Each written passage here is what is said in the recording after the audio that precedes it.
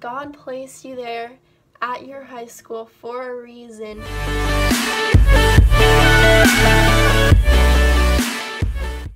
Hi guys, it's Hannah and I'm back with another video. This one's gonna be a little bit more serious, not like super serious, but it's gonna be a little bit more real because I'm gonna be sharing some advice for mostly high schoolers, but it could be for middle school or maybe even college too if you want, but mostly for high schoolers because I just graduated high school. As you know, I've been out for a couple months now. There's a lot of things I wish I could have done differently or wish I could tell my younger self, and I'm going to be sharing those things with you today so that maybe you can be smarter than I was or just make better decisions. So let's get started. The first thing that's super important obviously is grades and doing homework and classes, and the huge thing for me, maybe not for most people, but I'm kind of a nerd, so the huge thing for me was to really learn that grades are not everything. It's okay if you get a B or a C, which I thought was the end of the world when I got one of those, because I always strived to get A's. That was the most important thing, but I strived to do that so much so that I neglected my family and my friendships, and I just focused mostly on homework all the time and didn't really hang out with a lot of people, mostly my junior year out of all years, because junior year is the hardest year.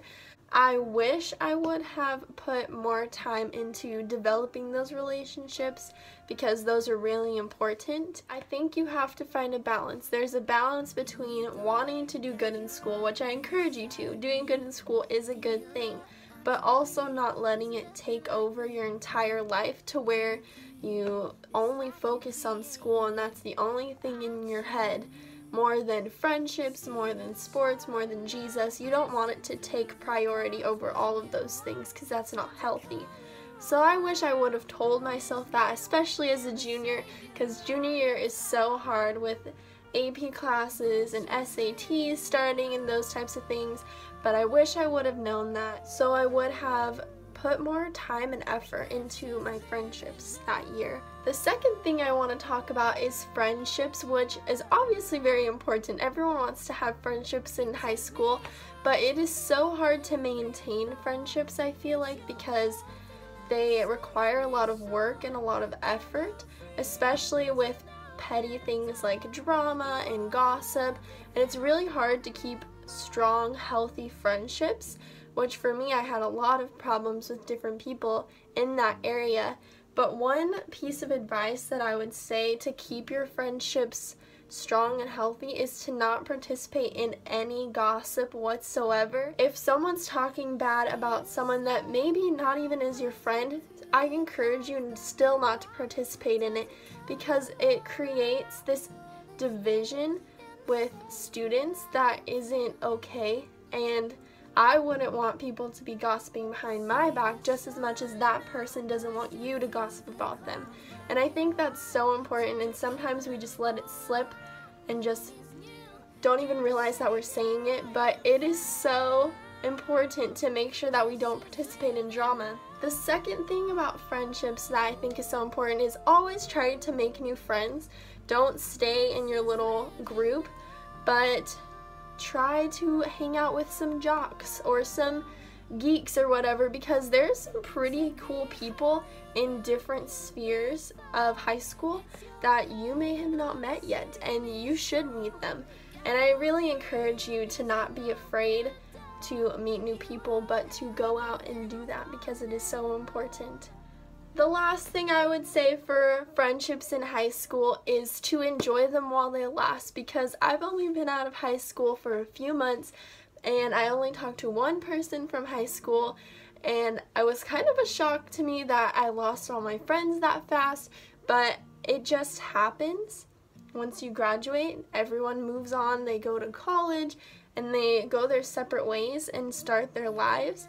And you might not have those friends forever, which I know is kind of like a Debbie Downer thing to say, but it's just the truth, and I want to Make sure you guys enjoy your friendships while they last. The third thing I have to talk about today, which I know is aimed more towards girls, but it also can be relatable to boys, but it is about dating and boys and all those things. Every year of high school, I either was with someone or I liked someone so much that I didn't really do anything else.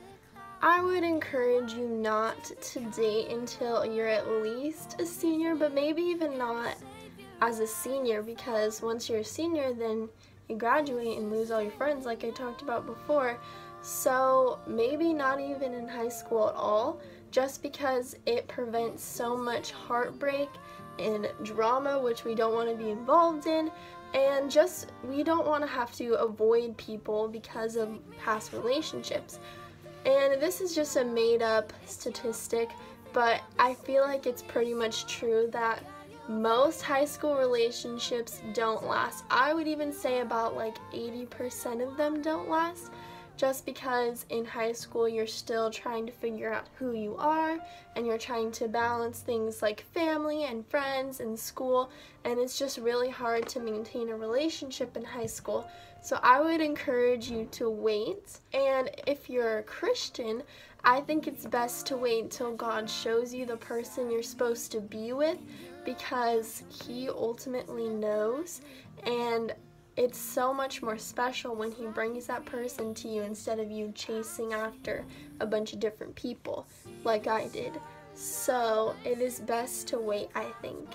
Also, just a little tag along, I know these days people are talking, and I still feel like that counts. Even if you're not in a relationship, I still feel like it counts, because you're still thinking about that person a lot and trying to guess if they like you or not, and that still counts as you trying to pursue a relationship and not letting God just bring that person to you. So talking and relationships both count. I think you should wait to do either of them. The fourth thing I want to talk about today is bullying, and I know it's not like in the movies anymore where someone like throws you in a trash can or something, but for me, it was all on social media, which is probably more relevant these days. But I was bullied as a sophomore in high school, but I didn't really address it at first. I just kind of blew it off and was like, oh, that's just how that person is. They're allowed to say those things about me because that's just who they are. But eventually it got too much, and I knew that I had to do something about it before I let the words that they were saying take root in me.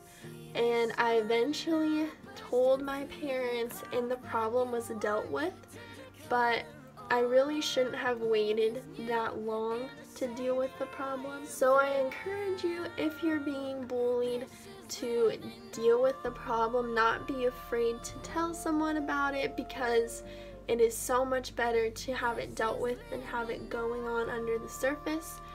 And you can get help for it. It's possible. I know it seems scary and you think, oh, they might just continue it, but it is best to get help. And don't just excuse it and let it go on for too long.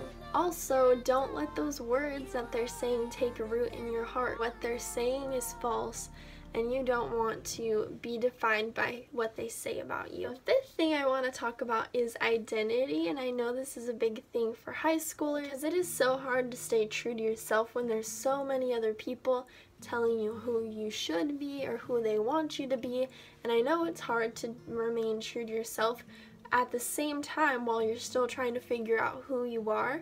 And I dealt with this a lot because I felt like each year I was learning more and more about myself, but it would get confusing and twisted, and it wouldn't be clear to me. The most important thing overall is to allow God to speak to you about who you are, because ultimately what He says is true and is right, more than what high schoolers say about you, because it is so important to know what the Creator says about us. But also, don't be afraid to be the person that He says you are. I was very afraid to do the things that He asked me to do when I was an underclassman mostly, because I was afraid what other people thought, which I know a lot of people deal with. But don't be afraid to be that person, because when you are that person, it makes you happier and feel more satisfied with the life that you're living. If you can do these things by allowing God to speak to you about who you are and not being afraid to be that person, you will strive and not just survive through high school, which I think most people are, just surviving through high school and not owning it, basically. The sixth thing I want to talk to you about is college, and I know that it's a pretty big deal, like I'm about to start college, but one thing that's super important is allowing God to lead you where He wants you to go and not just going along with everyone else, because at my school, it was a college prep school, so everyone was expected to go to like a 4-year university, and it was really hard for me to say, like, I'm not doing that, I'm going to a Bible college, and people really thought it was weird, but that's where God wants me to go, and I'm really excited for it. And for you, it might be different. It could be a university, like a 4-year university, it could be community college, Bible college, just going to work, or being in the military, or even just taking some time off, which I also did for the first quarter, which is completely okay. You can totally take time off. Just don't be lazy about it, and make sure you're still preparing yourself for whatever you're gonna do next. One thing that's important to remember is your journey does not have to look like everyone else's, because you're gonna be doing different things than they are.